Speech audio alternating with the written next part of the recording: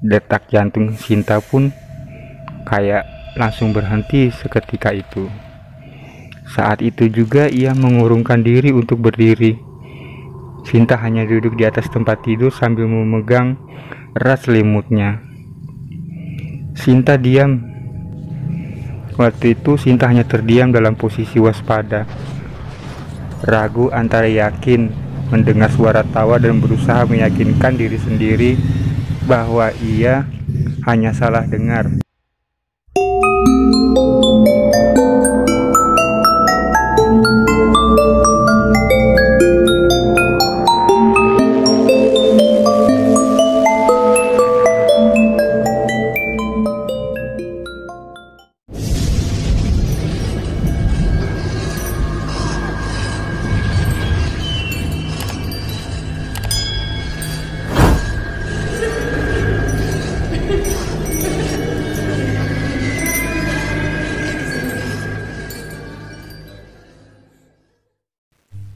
Assalamualaikum warahmatullahi wabarakatuh.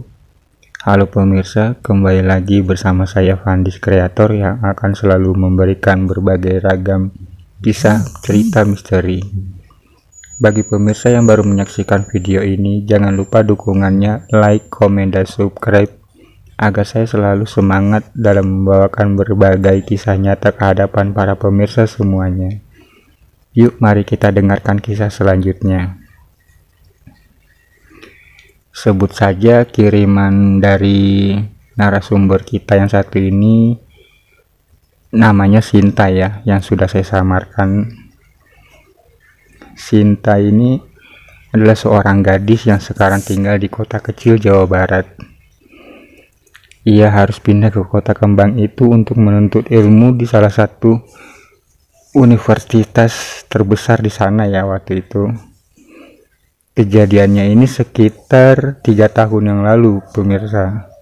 Jadi ia menceritakan kisah nyata ini melalui email yang dikirimkan ke saya kemarin ya.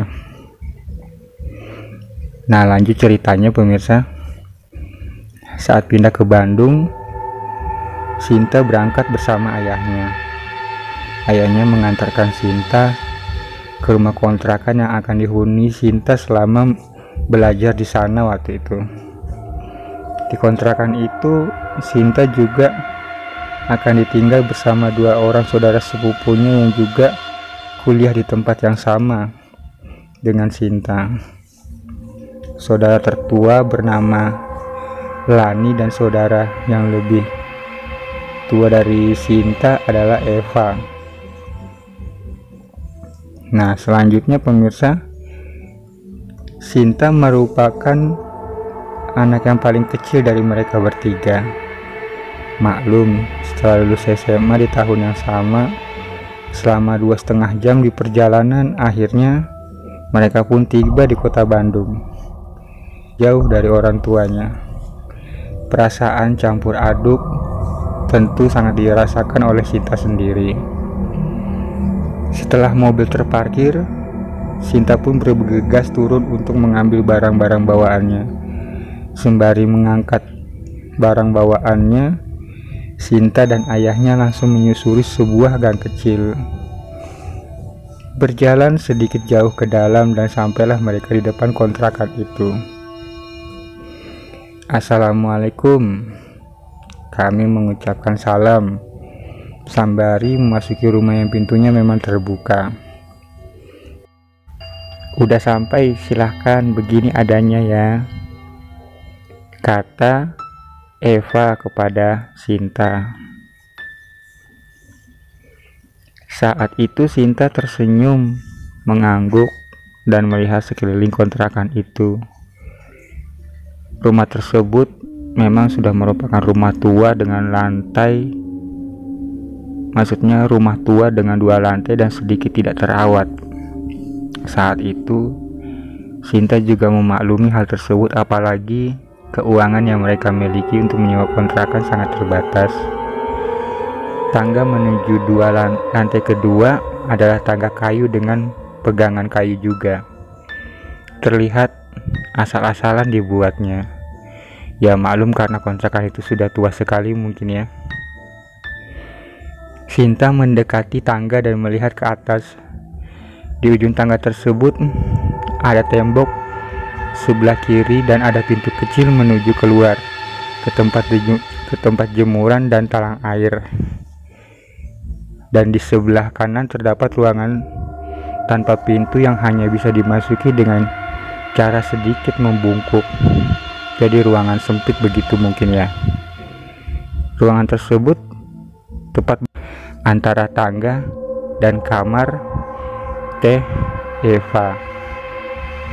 Kamar Teh Eva adalah kamar yang paling dekat dengan pintu utama. Lani lebih memilih kamar paling ujung di dalam, sekitar 3 langkah dari tangga, tepat di seberang dapur yang merupakan akses menuju satu-satunya kamar di rumah itu. Terdapat ruangan kosong juga yang cukup lebar di depan kamar Sinta dan kamar Eva. Dan ruangan ini nantinya akan dijadikan tempat berkumpul dengan alas karpet yang sudah lusuh. Lanjut ceritanya, Sinta langsung membenahi barang-barangnya di dalam kamar baru. Ada beberapa noda lembab di dinding yang sudah berwarna coklat tua, usang dan sebagainya terkupas. Pantesan aja terasa dingin. Memang lembab pikiran dia, kata Sinta ya. Tapi sudahlah, tempat ini lumayan nyaman sih, kata Sinta. Nah, di saat menjelang sore, ayah Sinta pun berpamitan untuk pulang. Dengan berat hati, sang ayah melepas Sinta. Maksudnya, Sinta melepas kepergian ayah karena tak tega membayangkan penghuni rumahnya hanya tinggal ayah dan mamahnya saja. Nah, perlu diketahui pemirsa, di pertengahan cerita ini, 1 bulan setelah menempati rumah kontrakan itu, Sinta sudah merasakan ada yang aneh, atau mungkin perasaan Sinta saja, lalu ia mengabaikannya karena sibuk pada aspek dan persiapan kuliah. Maksudnya sibuk mau persiapan ospek begitu ya, karena mereka pada saat itu masih menjadi mahasiswa yang baru. Sinta bukanlah sosok yang indigo, tapi ia kadang-kadang merasakan keberadaan makhluk halus di sekitarnya. Nah, suatu hari saat itu kegiatan belajar sudah berjalan dan tugas-tugas mulai berdatangan. Sinta harus pulang ke kontrakan sekitar jam 7 malam dan langsung tertidur. Setelah lama tertidur, Sinta bangun sendirian dengan keadaan sekelilingnya yang gelap sekali waktu itu. Memang kebiasaan Sinta saat hendak tidur selalu mematikan lampu kamar. Dia tidak terbiasa tidur dalam kondisi yang sangat terang. Tapi saat itu benar-benar gelap total dan Sinta harus membiasakan matanya dalam gelap. Setelah nyawanya terkumpul, maksudnya setelah Sinta ini sadar dari bangunnya, ternyata kegelapan ini karena lampu ruangan di depan kamarnya mati. Biasanya kalau malam lampu tersebut dinyalakan dan cahayanya masuk lewat jendela atas pintu kamar dan lewat sela-sela pintu yang rapuh itu. Saat itu juga Sarah meraba-raba mencari HP dalam keadaan gelap ya. Ternyata ada telepon dan SMS masuk selama ia tertidur. Dan kedua saudaranya mengabarkan mereka tidak bisa pulang karena mengerjakan tugas kelompok di kos temannya yang satu lagi. Yang berarti Sinta harus sendirian di kontrakan. Akhirnya Sinta pun langsung menyadari dan langsung melihat jam yang ada di HP-nya. Ternyata saat itu sudah pukul 2 dini hari. Ia sedikit merinding dan berusaha tidur kembali, tapi ngantuknya sudah hilang. Jadi Sinta memaksakan untuk menutup mata dan pikirannya melayang ke sana kemari. Ketika itu juga ia keringat dingin. Bukankah saat pulang tadi Ia membuka pintu utama, langsung menyalakan lampu dan ruangan yang ada di depannya itu. Maksudnya Sinta sangat ingat betul jika ia langsung masuk kamar, ganti baju lalu tertidur. Dia tidak mematikan lampu itu. Bahkan lampu itu selalu menyala setiap malam dan menjadi satu-satunya sumber cahaya di malam hari. Lalu kok kenapa sekarang mati ya? Kata Sinta dalam hatinya waktu itu. Sinta hanya bisa berusaha tenang dan memastikan ingatannya kembali. Saat hendak bangun dari tidurnya dan menyalakan lampu kamar, tiba-tiba Sinta mendengar suara lirih sekali dari balik pintu kamarnya yang berbunyi hihihihihi. Detak jantung Sinta pun kayak langsung berhenti seketika itu. Saat itu juga ia mengurungkan diri untuk berdiri. Sinta hanya duduk di atas tempat tidur sambil memegang erat selimutnya. Sinta diam. Waktu itu Sinta hanya terdiam dalam posisi waspada, ragu antara yakin mendengar suara tawa dan berusaha meyakinkan diri sendiri bahwa ia hanya salah dengar. Tetapi Sinta terus berusaha fokus, tapi apa yang didengarnya hanyalah hening. Pelan-pelan Sinta kembali ke posisi tidur. Maksudnya pelan-pelan Sinta kembali ke posisi tidurnya, berhati-hati sekali, seakan-akan dia dibangunkan sesuatu dan ia pun tidak tahu kenapa. Suara langkah kaki kecil berlari melintas di depan kamarnya. Pikiran Sarah langsung merespon jika itu adalah tikus, katanya. Ya, mudah-mudahan aja sih tikus, pikirnya Sinta dalam hati begitu. Tapi belum selesai dia meyakinkan dirinya sendiri, suara lain membuatnya kaku sekaku-kakunya. Duk, srek, duk, srek. Seperti terdengar suara sesuatu yang diseret, seperti orang yang berjalan pincang dengan satu kaki yang diseret mengelilingi ruangan depan kamarnya. Kali mendekati ke arah kamar Sinta, ke arah kamar Eva juga dan berputar lagi. Hihihihihi. Begitulah suara tertawa lirih itu muncul lagi. Kali ini Sinta yakin jika ia tidak salah dengar.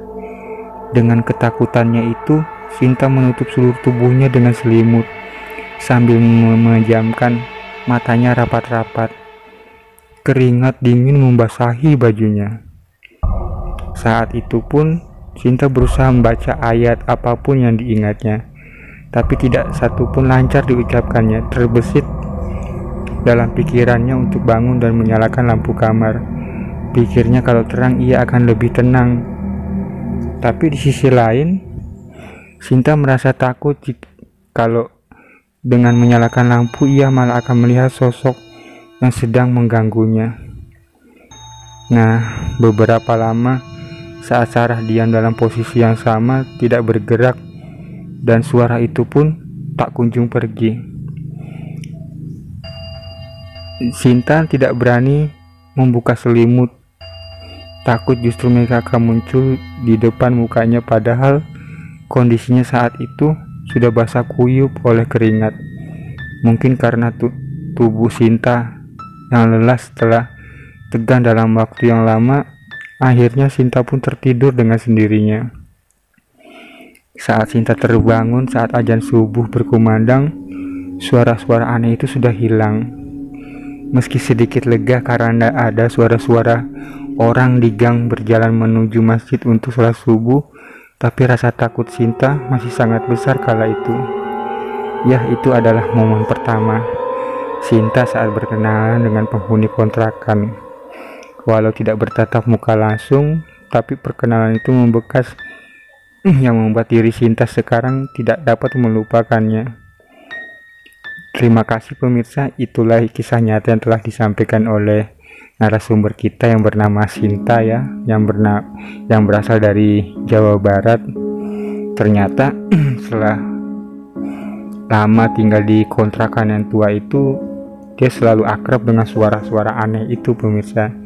Jadi dia sudah terbiasa gitu selama dia tidak pernah mengganggu, dan Sinta juga selalu baik kepada mereka. Terima kasih pemirsa telah menyaksikan dan mendengarkan video ini. Tunggu dan saksikan kisah selanjutnya ya. Sampai jumpa. Assalamualaikum warahmatullahi wabarakatuh.